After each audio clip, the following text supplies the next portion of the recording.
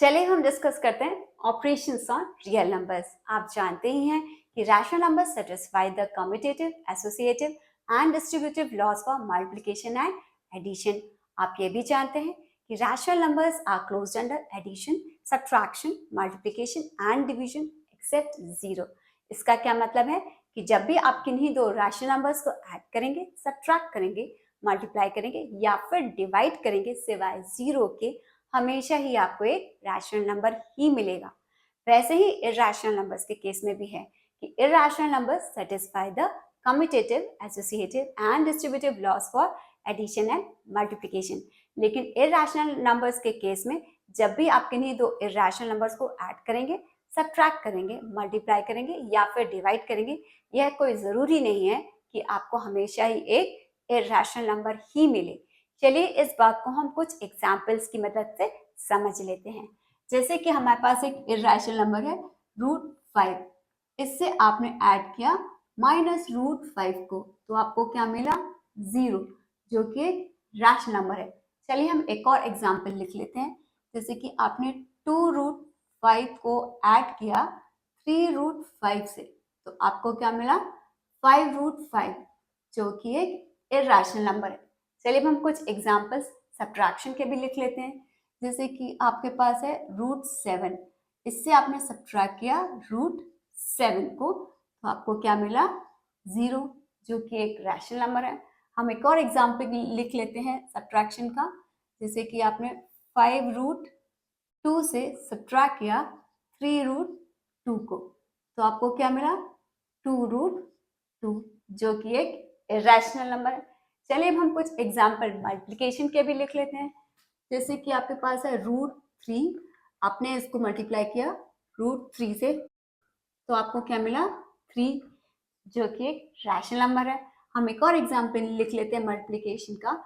जैसे कि आपने 2√3 से मल्टीप्लाई किया √2 को, तो आपको क्या मिलेगा? 2√6, जो कि एक रैशनल नंबर है। चलिए अब हम दो एग्जाम्पल डिवीजन के भी लिख लेते हैं। जैसे कि आपने √3 को डिवाइड किया √3 से, तो आपको क्या मिलेगा? 1, जो कि एक रैशनल नंबर है। हम एक और एग्जाम्पल लिख लेते हैं। जैसे कि 2√3 से आपने डिवाइड किया √6 को, तो यहाँ पे हम ऐसे लिख लेते हैं 2√3, और √6 को हम लिख सकते हैं √2 इंटू √3। तो आप इसको कैंसिल कर दीजिए। जब आप 2 को √2 से डिवाइड करेंगे तो आपको क्या मिलेगा? √2, जो कि एक इरैशनल नंबर है। तो आप देख सकते हैं कि जब भी आप दो इरैशनल नंबर्स को ऐड कर रहे हैं, सब्ट्रैक्ट कर रहे हैं, मल्टीप्लाई कर रहे हैं या फिर डिवाइड कर रहे हैं, कभी आपको एक रैशनल नंबर मिल रहा है और कभी आपको इरैशनल नंबर मिल रहा है। चलिए अब हम डिस्कस कर लेते हैं कि जब भी हम किसी रैशनल नंबर को एक इरैशनल नंबर के साथ ऐड करेंगे, सब्ट्रैक्ट करेंगे, मल्टीप्लाई करेंगे या फिर डिवाइड करेंगे, तब हमें क्या सिर्फ एक रैशनल नंबर ही मिलेगा या फिर सिर्फ इरैशनल नंबर मिलेगा या फिर दोनों का कॉम्बिनेशन मिलेगा। चलिए हम इस बात को इस क्वेश्चन की मदद से समझ लेते हैं। तो यहाँ पे क्वेश्चन क्या कह रहा है? Check whether 7√5, 7/√5, √2 + 21, pi - 2 are irrational numbers और नॉट। यहाँ पे आपको चेक करके बताना है कि ये सारे नंबर्स इरैशनल नंबर्स हैं कि नहीं। तो चलिए पहले हम इसको सॉल्व कर लेते हैं 7√5 को। तो 7 हमारा एक रैशनल नंबर है और √5 हमारा एक इरैशनल नंबर है। पहले हम √5 को डेसिमल फॉर्म में लिख लेंगे। कैसे? लॉन्ग डिवीजन मेथड को यूज करके। तो जब आप उसको यूज करेंगे तो आपको √5 का डेसिमल फॉर्म मिलेगा 2.236 एंड सो ऑन। चलिए हम लिख लेते हैं। 7 को हम मल्टीप्लाई करते हैं 2.236 एंड सो ऑन। तो यहाँ पे हम पहले 7 को 6 से मल्टीप्लाई करेंगे। जब हम 7 को 6 से मल्टीप्लाई करेंगे तो हमें क्या मिलेगा? 42। तो carry over 4, 7 is a 21, 21 plus 4 is 25, carry over 2, 7 is a 14, 14 plus 2 is 16, carry over 1, 7 is a 14 and plus 1 is 15। तो यहाँ पे आपको क्या मिला? Non terminating, non recurring decimal number मिला। इसका मतलब कि ये इरैशनल नंबर हुआ। आप देखेंगे कि जब भी आप किसी एक रैशनल नंबर को इरैशनल नंबर के साथ मल्टीप्लाई करेंगे तब हमेशा ही आपको एक इरैशनल नंबर मिलेगा। चलिए हम इसको सॉल्व कर लेते हैं। ये है 7/√5। तो यहाँ पे हम एक रैशनल नंबर को इर्रेशनल नंबर से डिवाइड कर रहे हैं। इर्रेशनल नंबर से डिवीजन तो हमें पता ही नहीं है, लेकिन हम इसको अगर रैशनल नंबर में कन्वर्ट कर देंगे तब हम आसानी से डिवाइड कर सकते हैं। तो हम क्या करेंगे, यहाँ पर न्यूमरेटर और डिनोमिनेटर में √5 से मल्टीप्लाई करेंगे। यहाँ पे हमने √5 से न्यूमरेटर में मल्टीप्लाई किया और √5 से डिनोमिनेटर में मल्टीप्लाई किया। तो न्यूमरेटर में आपको मिला 7√5 और डिनोमिनेटर में क्या मिला 5। 7√5 को तो आपने यहाँ पे कैलकुलेट कर लिया है, तो चलिए हम इसको यहाँ पे लिख लेते हैं। क्या मिला हमें 15.652 एंड सो ऑन। हमने इसको डिवाइड किया 5 से। जब हम इसको डिवाइड करेंगे 5 से तो हमें क्या मिलेगा, 5 3 ज़ा 15, decimal point above the decimal point, 5 1 ज़ा 5, 5 3 ज़ा 15, 2 तो जाएगा नहीं सो 0, 5 4 ज़ा 20 एंड सो ऑन। तो यहाँ पे भी आपको क्या मिला, non terminating non recurring decimal number मिला, यानी कि ये भी एक इर्रेशनल नंबर है। आप खुद भी पाएंगे कि जब भी आप किसी एक रैशनल नंबर को एक इर्रेशनल नंबर से डिवाइड करेंगे तब हमेशा ही आपको एक इर्रेशनल नंबर मिलेगा। चलिए अब हम ये वाला क्वेश्चन देख लेते हैं, √2 + 21। तो √2 एक इर्रेशनल नंबर है और 21 एक रैशनल नंबर है। √2 का भी डेसिमल फॉर्म आप लॉन्ग डिवीजन मेथड को यूज करके निकाल सकते हैं। इसका डेसिमल नंबर क्या है, 1.4142 एंड सो ऑन।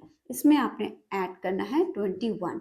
सो 21 + 1 कितना हुआ, 22 और डेसिमल पॉइंट के बाद हमारा है 4142 एंड सो ऑन। तो यहाँ पे भी हमें क्या मिला, non terminating non recurring decimal number मिला, यानी कि एक इर्रेशनल नंबर मिला। तो आप हमेशा यहाँ पे भी पाएंगे कि जब भी आप किसी एक इर्रेशनल नंबर को रैशनल नंबर के साथ ऐड करेंगे तब आपको हमेशा ही एक इर्रेशनल नंबर मिलेगा। चलिए हम इसको सॉल्व कर लेते हैं, पाई - 2। सो पाई हमारा एक इर्रेशनल नंबर है और 2 हमारा रैशनल नंबर है। पाई की वैल्यू है 3.1415 and so on. Non terminating non recurring decimal number है, उसमें से हमें 2 को सब्ट्रैक्ट करना है। तो 3 - 2 कितना हुआ, 1.1415 एंड सो ऑन। तो यहाँ पे आप देख सकते हैं कि आपको non terminating non recurring decimal number मिला। तो चलिए अब हम इन सब बातों को कंक्लूड कर लेते हैं। हमारा पहला पॉइंट है कि जब भी हम किसी रैशनल नंबर को इर्रेशनल नंबर के साथ ऐड करेंगे या फिर सब्ट्रैक्ट करेंगे तब हमेशा ही हमें एक इर्रेशनल नंबर मिलेगा। हमारा दूसरा पॉइंट है कि जब भी हम किसी नॉन जीरो रैशनल नंबर को एक इर्रेशनल नंबर से मल्टीप्लाई करेंगे या फिर डिवाइड करेंगे तब भी हमें एक इर्रेशनल नंबर ही मिलेगा। हमारा तीसरा पॉइंट है कि जब भी हम किन्हीं दो इर्रेशनल नंबर्स को ऐड करेंगे, सब्ट्रैक्ट करेंगे, मल्टीप्लाई करेंगे या फिर डिवाइड करेंगे तब हमें कभी रैशनल नंबर मिल सकता है या फिर हमें कभी इर्रेशनल नंबर भी मिल सकता है। चलिए जो बातें हमने अभी सीखी उसको हम कुछ और एग्जाम्पल की मदद से देख लेते हैं। तो पहला क्वेश्चन है ऐड दिस एंड दिस। तो चलिए हम इन दो नंबर्स को ऐड कर लेते हैं। यहाँ पे 2√2 + 5√3 ये एक इर्रेशनल नंबर है, इसको हम ऐड कर रहे हैं √2 - 3√3 के साथ। तो हम इसको फिर से रीग्रुप कर लेते हैं इस तरीके से, 2√2 + √2 हमने एक साथ लिख लिया, ये प्लस 5√3 और ये -3√3। तो √2 आप कॉमन ले लीजिए दोनों से। यहाँ पे अंदर क्या मिला, 2 + 1, डिस्ट्रीब्यूटिव प्रॉपर्टी हमने यूज की। यहाँ पे भी हम √3 कॉमन कर लेते हैं और ब्रैकेट के अंदर मिलेगा 5 - 3, डिस्ट्रीब्यूटिव प्रॉपर्टी यूज करके। तो 2 + 1 हुआ हमारा 3, तो यहाँ पे हमें मिला 3√2 और 5 - 3 क्या हुआ 2, तो 2√3। तो आप देख रहे हैं कि यहाँ पे आपको क्या मिल रहा है, एक इर्रेशनल नंबर मिल रहा है। चलिए हम इसको सॉल्व कर लेते हैं, मल्टीप्लाई दिस बाय दिस। तो यहाँ पे आप एक इर्रेशनल नंबर को एक इर्रेशनल नंबर से मल्टीप्लाई कर रहे हैं। तो 6√5 को आप मल्टीप्लाई कर रहे हैं 2√5 के साथ। तो 6 × 2 क्या हुआ 12, 5 × √5 क्या हुआ 5, 12 × 5 क्या हुआ 60। तो यहाँ पे आप जब दो इर्रेशनल नंबर को मल्टीप्लाई कर रहे हैं तो आपको क्या मिल रहा है, एक रैशनल नंबर मिल रहा है। चलिए हम ये वाला क्वेश्चन ले लेते हैं। Divide 8√15 by 2√3। 8√15 हमारा एक इरेशनल नंबर है, इसको हम डिवाइड कर रहे हैं 2√3 के साथ। तो हम 8 को ऐसे ही लिख लेते हैं। √15 को हम लिख सकते हैं √3 इंटू √5, और डिनोमिनेटर में क्या है हमारा 2 इंटू √3। तो 2 और 8 को आप कैंसिल कर सकते हैं, √3 और √3 को कैंसिल कर सकते हैं, तो आपको क्या मिला 4√5, जो कि एक इरेशनल। चलिए अब हम डिस्कस करते हैं operations of taking square roots of real numbers. तो हम चलिए जल्दी से रिकॉल कर लेते हैं कि if a is a natural number then square root of a is equal to b। इसका क्या मतलब है कि b square is equal to a, और यहाँ पर भी b इज ग्रेटर देन 0। तो हम यहाँ पे अगर दोनों साइड स्क्वायर ले लेंगे तो हमें क्या मिलेगा, b square is equal to a। इसका मतलब क्या हुआ, a जो है वो परफेक्ट स्क्वायर है b का, या फिर हम कह सकते हैं कि b जो है स्क्वायर रूट है a का। सेम डेफिनेशन हम एक्सटेंड करेंगे रियल नंबर्स के लिए। तो a हमारा एक रियल नंबर है, जो कि a जो है वो ग्रेटर देन 0 है, तब क्या है square root of a is equal to b, और यहाँ पर भी हम लिख सकते हैं कि b square is equal to a और b इज ग्रेटर देन 0। हमने इस चैप्टर में पहले सीखा है कि रूट n को नंबर लाइन पर कैसे रिप्रेजेंट करना है। n यहाँ पर एक पॉजिटिव इंटीजर है, तो चलिए अब हम देखते हैं कि रूट x को ज्योमेट्रिकली कैसे रिप्रेजेंट करना है। x यहाँ पर एक पॉजिटिव रियल नंबर है। इस बात को हम एक एग्जाम्पल की मदद से समझ लेते हैं। तो x की वैल्यू यहाँ पर हम मान लेते हैं जैसे कि 3.5 है, तो हम स्क्वायर रूट ऑफ 3.5 को ज्योमेट्रिकली रिप्रेजेंट करेंगे। तो चलिए शुरू करते हैं। उसके लिए पहले हम एक लाइन बनाएंगे, उसके एंड पॉइंट को हम मार्क कर देंगे पॉइंट A। उसी सेम लाइन पर पॉइंट A से 3.5 की दूरी पर हम मार्क करेंगे पॉइंट B, और फिर पॉइंट B से 1 यूनिट की दूरी पर हम मार्क करेंगे पॉइंट C। ये तीनों पॉइंट्स A, B और C एक ही लाइन पर लाई करेंगे। अब हम क्या करेंगे, इस लाइन सेगमेंट AC का मिड पॉइंट फाइंड आउट करेंगे, और उस पॉइंट को हम लिखेंगे पॉइंट O। अब हम क्या करेंगे, O को सेंटर लेकर के और OC को रेडियस लेकर के एक सेमी सर्कल बनाएंगे। अब हम परपेंडिकुलर बनाएंगे लाइन सेगमेंट AC के। कैसा परपेंडिकुलर बनाएंगे, जो कि पॉइंट B से पास करता हो और इस सेमी सर्कल को पॉइंट D पे इंटरसेक्ट करता हो। तो ये जो BD हमारा होगा वो स्क्वायर रूट ऑफ 3.5 होगा। इन्हीं सेम स्टेप्स को फॉलो करके हम रूट x को भी ज्योमेट्रिकली रिप्रेजेंट करेंगे। तो चलिए हम देखते हैं कैसे करेंगे। हम यहाँ पर भी वही करेंगे कि एक लाइन ले लेंगे, उसके एंड पॉइंट को मार्क करेंगे पॉइंट A, और x यूनिट की दूरी पर हम मार्क करेंगे पॉइंट B उसी सेम लाइन पर, और फिर हम पॉइंट B से 1 यूनिट की दूरी पर मार्क करेंगे पॉइंट C। तो यहाँ पर भी A, B और C तीनों पॉइंट्स एक ही लाइन पर लाई करेंगे। अब हम फाइंड आउट करेंगे मिड पॉइंट AC का, और हम उसको मार्क करेंगे पॉइंट O। O को सेंटर लेकर के OC को रेडियस लेकर के हम ये एक सेमी सर्कल बना लेंगे। उसके बाद हम AC का परपेंडिकुलर बनाएंगे, किस तरीके से कि वो पॉइंट B से पास होता हो और सेमी सर्कल को पॉइंट D पर इंटरसेक्ट करता हो। तो ये जो BD है हमारा रूट x है। चलिए हम समझ लेते हैं कि ये BD हमारा रूट x कैसे है। तो कंस्ट्रक्शन के समय में हमने क्या किया कि ये जो एंगल बन रहा है, एंगल ABD, ये वाला एंगल ये 90 डिग्री है। तो ये जो हमारा ट्राइंगल यहाँ पे बना OBD एक राइट एंगल ट्राइंगल है, और आप जानते हैं कि राइट एंगल ट्राइंगल में हम पाइथागोरस थ्योरम यूज कर सकते हैं। तो हम पाइथागोरस थ्योरम को यूज करके BD को फाइंड आउट करेंगे। तो BD को फाइंड आउट करने के लिए पहले हमें OD और OB को फाइंड आउट करना पड़ेगा। OD को फाइंड आउट करना बहुत ही आसान है, क्योंकि ये इस सेमी सर्कल का रेडियस है। OC भी इस सेमी सर्कल का रेडियस है, तो OC और OD दोनों बराबर ही होंगे। तो रेडियस जो होता है वो डायमीटर का हाफ होता है, और यहाँ पे डायमीटर कितना है x + 1। तो चलिए हम कैलकुलेट कर लेते हैं OC को। तो OC जो है OD के बराबर है, ये दोनों रेडियस हैं, और रेडियस डायमीटर का हाफ होता है। डायमीटर क्या है हमारा यहाँ पर x प्लस 1। अगर हम डायमीटर को 2 से डिवाइड कर देंगे तो हमें क्या मिल जाएगा, रेडियस। तो हमें रेडियस मिल गया x प्लस 1/2, मतलब कि OD भी हमें मिल गया और OC भी मिल गया।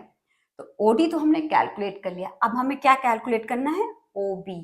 OB को कैलकुलेट करने के लिए हमें OC से अगर हम 1 को सब्ट्रैक्ट कर दें तो हमें क्या मिल जाएगा, OB। तो चलिए हम कैलकुलेट कर लेते हैं। OB को हम निकालेंगे, ये OC कितना हमारा आया, x प्लस 1/2। x प्लस 1/2 से अगर हम ये 1 सब्ट्रैक्ट कर देंगे तो हमें मिल जाएगा OB। हम 1 को क्या लिख सकते हैं, 2/2। तो चलिए हम लोग इसको सॉल्व कर लेते हैं। तो OB हमारा हो गया x प्लस 1/2 और हम 1 को लिख देंगे 2/2। तो यहाँ पे न्यूमरेटर में हमारा है x प्लस 1 माइनस 2। तो प्लस 1 माइनस 2 कितना हुआ, -1। तो न्यूमरेटर में हो गया x माइनस 1 और डिनोमिनेटर में है 2। तो हमारा OB हमें मिल गया x माइनस 1/2। तो हमें OD भी मिल गया और OB भी मिल गया। तो हम इस ट्राइंगल OBD में पाइथागोरस थ्योरम को अप्लाई करेंगे और BD निकाल लेंगे। तो पाइथागोरस थ्योरम को जब हम अप्लाई करेंगे तो हमें मिलेगा BD square is equal to OD square minus OB square. हमारा OD यहाँ पर क्या है, x प्लस 1/2। OD है हमारा x प्लस 1/2, हमें इसका स्क्वायर करना है, माइनस OB है x माइनस 1/2, x माइनस 1/2। तो यहाँ पर हम इसको दो तरीके से सॉल्व कर सकते हैं। हम यहाँ पर a plus B whole square का फॉर्मूला लगाएंगे और इसको सिंप्लीफाई कर लेंगे। यहाँ पर हम a minus B whole square का फॉर्मूला लगाएंगे और इसको सिंप्लीफाई कर सकते हैं, या फिर हम दूसरा तरीका ये भी यूज कर सकते हैं कि a square minus B square वाला फॉर्मूला यूज करें। तो मैं यही दूसरा तरीका यूज करके सॉल्व करूंगी। तो यहाँ पर a हमारा हो जाएगा x प्लस 1/2 और b क्या हो जाएगा, x माइनस 1/2। तो a square minus B square फॉर्मूले के हिसाब से पहले क्या होता है, a प्लस बी। तो a हमारा है x प्लस 1/2, हम इसको ऐड करेंगे b से, b है हमारा x माइनस 1/2। फिर a प्लस बी हो गया, अब हम a माइनस बी लिखेंगे। a है हमारा x प्लस 1/2 और b है x माइनस 1/2। तो a plus B, a minus B, हमने कौन सा फॉर्मूला यूज किया, a square minus B square. तो अब यहाँ पे देखिए ये x/2 है और ये x/2 है, तो हम x/2 प्लस x/2 करेंगे तो हमें क्या मिलेगा, x। और ये 1/2 है माइनस 1/2 है, यानी कि वो कैंसिल होकर के 0 हो जाएगा। तो यहाँ पे हमारा सिर्फ मिला x और यहाँ पर है x/2 माइनस x/2, तो कैंसिल हो जाएगा। यहाँ पे 1/2 और यहाँ पे माइनस इंटू माइनस क्या हो जाएगा, प्लस। तो ये हो जाएगा प्लस 1/2। तो 1/2 प्लस 1/2 कितना हुआ, 1। तो ये हुआ x इंटू 1। तो BD स्क्वायर हमें मिल गया x। तो अगर हम दोनों साइड स्क्वायर रूट ले लेंगे तो हमें मिल जाएगा BD। तो BD क्या हुआ हमारा, रूट x। तो अब आप समझ गए होंगे कि BD हमारा रूट x कैसे है। तो ये जो है हमारा विजुअल और ज्योमेट्रिकल रिप्रेजेंटेशन है रूट x का। अगर आपको इसको नंबर लाइन पर रिप्रेजेंट करना है तो फिर उसके लिए हम क्या करेंगे, इस BC लाइन को हम नंबर लाइन के जैसे ट्रीट करेंगे। इस पॉइंट B को हम ले लेंगे 0, C को ले लेंगे 1 और उस तरीके से आप इधर भी और इधर भी नंबर लिख सकते हैं। तो हम पॉइंट B को सेंटर लेंगे और BD को रेडियस ले लेंगे। BD को रेडियस लेकर के इस तरीके से आर्क बनाएंगे और ये नंबर लाइन को इस पॉइंट E पर इंटरसेक्ट करेगा, तो ये हो जाएगा रूट x। चलिए अब हम एक्सटेंड करते हैं स्क्वायर रूट के आइडिया को cube root, fourth root, fifth root या फिर इन जनरल nth रूट में।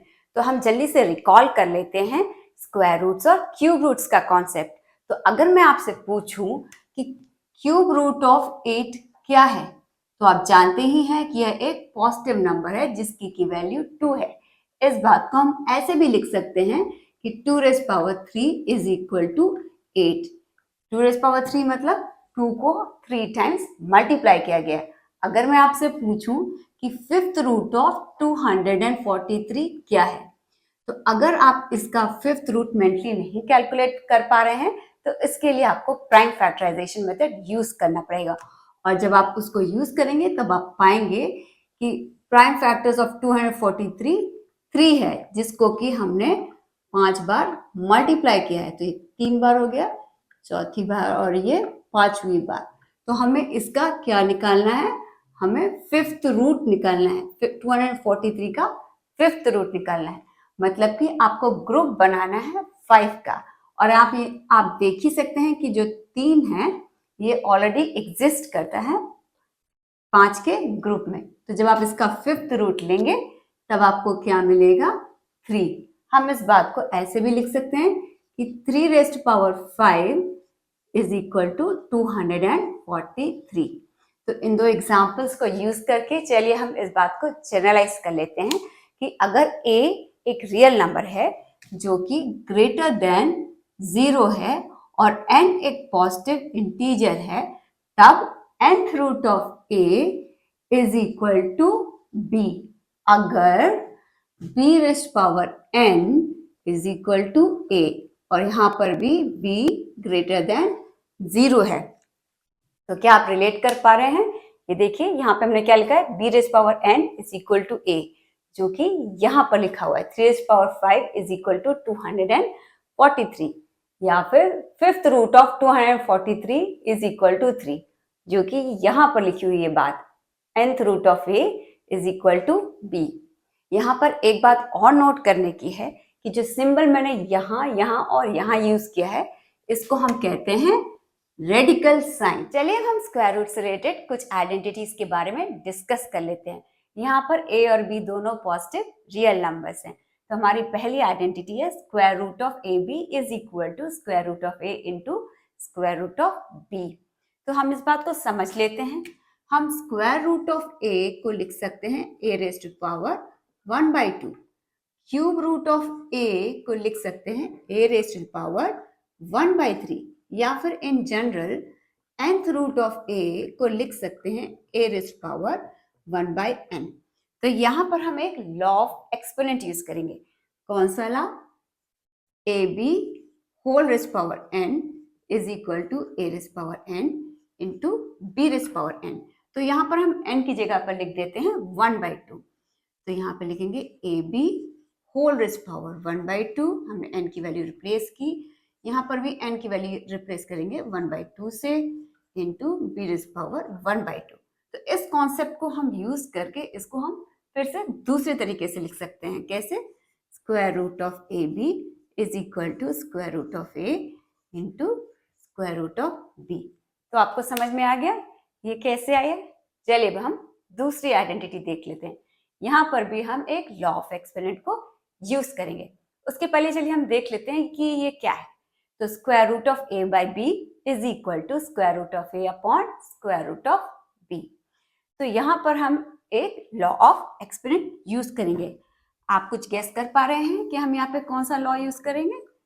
हम लोग यूज करेंगे a by B whole raise power n is equal to a raise power n upon b raise power n।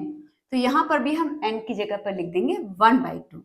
तो a by B whole raise power 1/2 is equal to a raise power 1/2 upon b raise power 1/2। तो इस concept को हम apply करके इसको फिर से दूसरे तरीके से लिख लेते हैं। तो क्या हो जाएगा? a square root of a by B is equal to square root of a upon square root of b। तो आपको समझ में आ गया कि ये कैसे आया? चलिए अब हम तीसरी आइडेंटिटी को देख लेते हैं। यहाँ पर है ब्रैकेट्स के अंदर square root of a plus square root of b, और यहाँ पर ब्रैकेट्स के अंदर है square root of a minus square root of b। तो जब आप इसको सॉल्व करेंगे तो आपको क्या मिलेगा? a minus b।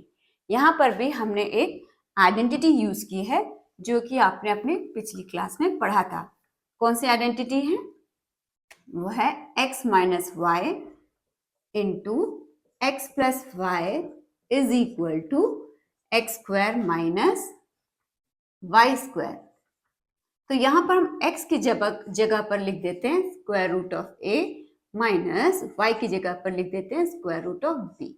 तो हम बस x की जगह पे स्क्वायर रूट ऑफ a को लिख लेंगे plus square root of b y की जगह पर। तो ये इक्वल हुआ, यहाँ पे हम x का स्क्वायर ले रहे हैं और x की जगह पे हमने क्या लिखा है, स्क्वायर रूट ऑफ a।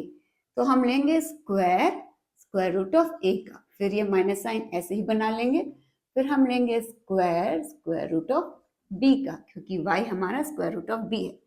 तो हम इसको कैसे लिख सकते हैं, इसको हम इस कॉन्सेप्ट को यूज करके ऐसे लिख सकते हैं, a raise power 1/2 whole raise power 2 minus b raise power 1/2 whole raise power 2।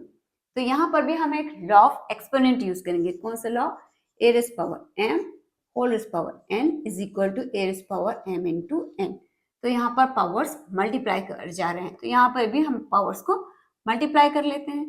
तो जब हम पावर्स को मल्टीप्लाई करेंगे तो हमें क्या मिलेगा, a रेज़ पावर 1/2 इंटू 2, तो ये दोनों कैंसिल हो जाएगा, माइनस साइन ऐसे ही लिख लेते हैं, b रेज़ पावर 1/2 इंटू 2, तो ये 2 और 2 कैंसिल हो जाएगा, तो यहाँ पे क्या बचेगा, b। तो ये क्या मिला आपको, a माइनस b। को समझ में आ गया। चलिए अब हम नेक्स्ट आइडेंटिटी को देख लेते हैं। यहाँ पर ब्रैकेट्स के अंदर है a plus square root of b, यहाँ पर ब्रैकेट्स के अंदर है a minus square root of b। तो जब आप इसको सॉल्व करेंगे तो आपको क्या मिलेगा, a स्क्वायर माइनस b। यहाँ पर भी हम सेम आइडेंटिटी को यूज करके इसको सॉल्व करेंगे। कैसे, यहाँ पे हमें पहले इसका स्क्वायर करना है a का, तो आपको क्या मिलेगा, a स्क्वायर, फिर हम लिख देंगे माइनस साइन, फिर आपको स्क्वायर करना होगा स्क्वायर रूट ऑफ b का, तब आपको क्या मिलेगा, b। आगे समझ में। चलिए हम पांचवी आइडेंटिटी देख लेते हैं। तो यहाँ पर ब्रैकेट के अंदर है square root of a plus square root of b into square root of c plus square root of d। तो यहाँ पर हम डिस्ट्रीब्यूटिव प्रॉपर्टी को यूज करेंगे। जब आप डिस्ट्रीब्यूटिव प्रॉपर्टी को यूज करेंगे तो पहले आप स्क्वायर रूट ऑफ a को स्क्वायर रूट ऑफ c से मल्टीप्लाई करेंगे, तो आपको क्या मिलेगा, स्क्वायर रूट ऑफ ac। फिर आप स्क्वायर रूट ऑफ a को मल्टीप्लाई करेंगे स्क्वायर रूट ऑफ d से, तो आपको क्या मिलेगा, स्क्वायर रूट ऑफ ad। फिर आपको स्क्वायर रूट ऑफ b को मल्टीप्लाई करना पड़ेगा स्क्वायर रूट ऑफ c से, तो आपको क्या मिलेगा, स्क्वायर रूट ऑफ bc। फिर आप स्क्वायर रूट ऑफ b को मल्टीप्लाई करेंगे स्क्वायर रूट ऑफ d से, तो आपको क्या मिलेगा, स्क्वायर रूट ऑफ bd। तो डिस्ट्रीब्यूटिव प्रॉपर्टी को यूज करके आप ये वाली आइडेंटिटी को पा सकते हैं। तो अब हमारी आखिरी आइडेंटिटी है square root of a plus square root of b, इसका होल स्क्वायर। तो यहाँ पर भी हम एक आइडेंटिटी यूज करेंगे जो कि आपने अपने पिछली क्लास में पढ़ा था। कौन सी आइडेंटिटी है, a minus b whole square. तो यहाँ पे वो हो जाएगा a square minus 2ab plus b square. तो यहाँ पर a की जगह पे है हमारा रूट a और b की जगह पे है रूट b। तो पहले आपको इसका स्क्वायर करना पड़ेगा। तो जब आप स्क्वायर रूट a का स्क्वायर करेंगे तो आपको क्या मिलेगा, a twice of square root of a into square root of b, तो आपको क्या मिलेगा, twice of square root A B. फिर स्क्वायर लेंगे आप स्क्वायर रूट ऑफ b का, तो आपको क्या मिलेगा, b। तो चलिए हम एक क्वेश्चन ले लेते हैं, इन आइडेंटिटीज को कैसे यूज करना है उसको समझने के लिए। तो हमारा क्वेश्चन है, simplify the following expressions. Simplify का क्या मतलब है कि आपको इसको सॉल्व करना है और सॉल्व करके आपको आंसर लिखना है as a sum of a rational number and an irrational number. तो चलिए हम शुरू करते हैं। हमारा क्वेश्चन है ब्रैकेट के अंदर 5 प्लस रूट 7 और दूसरे ब्रैकेट के अंदर है 2 प्लस रूट 5। तो यहाँ पे हम डिस्ट्रीब्यूटिव लॉ को यूज करेंगे। तो पहले हम 5 को 2 से मल्टीप्लाई करेंगे तो हमें क्या मिलेगा, 10। फिर हम 5 को रूट 5 से मल्टीप्लाई करेंगे तो हमें क्या मिलेगा, 5 रूट 5। फिर हम रूट 7 को 2 से मल्टीप्लाई करेंगे तो हमें क्या मिलेगा, 2 रूट 7। उसके बाद हम रूट 7 को मल्टीप्लाई करेंगे रूट 5 से। तो रूट 7 को रूट 5 से जब आप मल्टीप्लाई करेंगे तो आपको क्या मिलेगा, रूट 35। ये वाली आइडेंटिटी को यूज करके तो चलिए हम लिख लेते हैं। तो ये क्या मिलेगा, 10 प्लस 5 रूट 5 प्लस 2 रूट 7 और रूट 7 इंटू रूट 5 हो जाएगा रूट 35। तो आप देख सकते हैं कि आपने अपना आंसर लिखा है as a sum of a rational number and irrational numbers. चलिए हम नेक्स्ट क्वेश्चन ले लेते हैं। हमारा नेक्स्ट क्वेश्चन है 5 प्लस रूट 5 पहले ब्रैकेट के अंदर और दूसरे ब्रैकेट के अंदर है 5 माइनस रूट 5। तो यहाँ पे हम कौन सी आइडेंटिटी यूज करेंगे, ये वाली आइडेंटिटी। यहाँ पर a की जगह पर है 5 और b की जगह पर है √5। तो इस आइडेंटिटी को आप यूज करके डायरेक्टली भी लिख सकते हैं 5 स्क्वायर माइनस 5, 5 स्क्वायर माइनस 5। या आप इस बात को ऐसे भी समझ सकते हैं कि a का आप स्क्वायर लीजिए, यहाँ पे a की जगह पे 5 है और स्क्वायर रूट ऑफ 5 का जब आप स्क्वायर करेंगे तो आपको क्या मिलेगा 5। या फिर ये आइडेंटिटी आप ऐसे डायरेक्टली भी अप्लाई कर सकते हैं। तो 5 का स्क्वायर क्या हो गया 25 माइनस 5, तो ये 25 माइनस 5 क्या हो गया 20। तो चलिए हम नेक्स्ट क्वेश्चन ले लेते हैं। हमारा नेक्स्ट क्वेश्चन है √3 प्लस √7 का होल स्क्वायर। तो यहाँ पे हम कौन सी आइडेंटिटी यूज करेंगे, ये वाली आइडेंटिटी। यहाँ पर a की जगह पर है 3 और b की जगह पर है 7। तो जब हम ये वाली आइडेंटिटी यूज करेंगे, क्या है आइडेंटिटी, √a प्लस √b का जब आप स्क्वायर करेंगे तो आपको क्या मिलेगा a plus 2√ab plus b। तो इस आइडेंटिटी को यूज करते हुए हम इसको लिख सकते हैं 3 plus twice of square root of 3 into 7 plus 7। So 7 plus 3 क्या हो जाएगा 10 और प्लस 2√7 इंटू 3 क्या हो जाएगा 21। हम नेक्स्ट क्वेश्चन ले लेते हैं। हमारा नेक्स्ट क्वेश्चन है ब्रैकेट के अंदर √11 माइनस √7 और दूसरे ब्रैकेट के अंदर है √11 प्लस √7। तो यहाँ पे हम कौन सी आइडेंटिटी यूज करेंगे, ये वाली आइडेंटिटी। a की जगह पर है 11 और b की जगह पर है 7। तो जब आप ये वाली आइडेंटिटी को यूज करेंगे तो आपको क्या मिला a माइनस b। तो यहाँ पे क्या मिलेगा 11 माइनस 7 जो कि हुआ 4। चलिए हम नेक्स्ट क्वेश्चन ले लेते हैं। Rationalise the denominator of 5 upon √3 minus √5। तो यहाँ पे रैशनलाइज का क्या मतलब है कि आपको डिनोमिनेटर को एक रैशनल नंबर में लिखना है। अभी आप देख सकते हैं डिनोमिनेटर एक इरैशनल नंबर है। तो चलिए हम इसको लिख लेते हैं पहले। तो हमारा क्वेश्चन है 5 अपॉन √3 माइनस √5। तो जब हम इसको मल्टीप्लाई करेंगे √3 प्लस √5 से तब हमें एक रैशनल नंबर मिल जाएगा। आप यहाँ पे देखिए, यहाँ पे इसकी जगह पर ये है, a की जगह पर 3 है और b की जगह पे 5 है।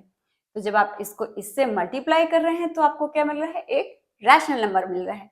तो हम यही वाला कॉन्सेप्ट यूज करके इसको रैशनलाइज करेंगे। तो हम इसको मल्टीप्लाई करेंगे √3 प्लस √5 से, डिनोमिनेटर को भी मल्टीप्लाई करेंगे √3 प्लस √5 से। हमें न्यूमरेटर और डिनोमिनेटर में सेम नंबर से ही मल्टीप्लाई करना पड़ता है। जब आप न्यूमरेटर को सॉल्व करेंगे तो आपको क्या मिलेगा 5√3। पहले 5 को √3 से मल्टीप्लाई करेंगे, फिर 5 को √5 से मल्टीप्लाई करेंगे तो आपको क्या मिलेगा 5√5। और डिनोमिनेटर में ये वाली आइडेंटिटी यूज करके इसका आप √3 का स्क्वायर करेंगे तो आपको मिलेगा 3, माइनस साइन ऐसे ही लिख लेंगे। फिर जब √5 का स्क्वायर करेंगे तो आपको क्या मिलेगा 5। तो डिनोमिनेटर हमारा क्या हो जाएगा, चलिए पहले हम न्यूमरेटर को लिख लेते हैं। तो हमारा डिनोमिनेटर हो जाएगा 3 - 5 - 2। यह एक रैशनल नंबर है।